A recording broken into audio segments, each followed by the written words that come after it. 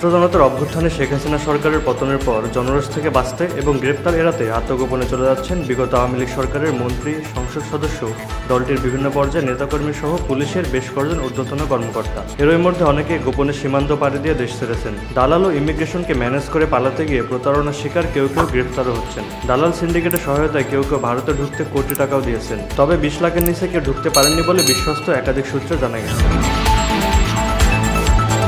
কয়েকজন সাবেক মন্ত্রী ছাড়া অধিকাংশ ব্যক্তি দেশ ছাড়ার জন্য ভারত সীমান্ত বেছে নিয়েছেন। দেশ ত্যাগের জন্য তারা যশোর, ব্রাহ্মণবাড়িয়া, কুমিল্লা, হবিগঞ্জ, সিলেট, দিনাজপুরের হিলি ও পঞ্চগড়ের বাংলাবান্ধা সীমান্ত ব্যবহার করেছেন।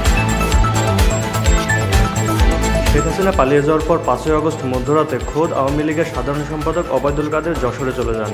সেখানে তাকে গুরুত্বপূর্ণ একটি নিরাপদ স্থানে আশ্রয় দেওয়া হয়। পরদিন তিনি বিশেষ প্রহরায় সীমান্ত অতিক্রম করে বলে জানিয়েছেন যশোর ও বেনাপোলের বেশ কয়েকটি দায়িত্বশীল সূত্র। ঝুঁকি নিয়ে এভাবে ভারতে পালাতে গিয়ে ভারতীয় সীমান্তে হত্যাকাণ্ডের শিকার হন কেন্দ্রীয় ছাত্রলীগের সাধারণ সম্পাদক ইসহাক আলী খান পান্না। বেশ কয়েকদিন পড়ে থাকার পর পান্নার অর্ধগলিত লাশ উদ্ধার করে পশ্চিমবঙ্গ পুলিশ। দালালদের সহায়তায় একের পর এক আওয়ামী লীগ নেতা ভারতে পালাতে সক্ষম হওয়ায় স্থানীয়দের অনেকে ক্ষুব্ধ।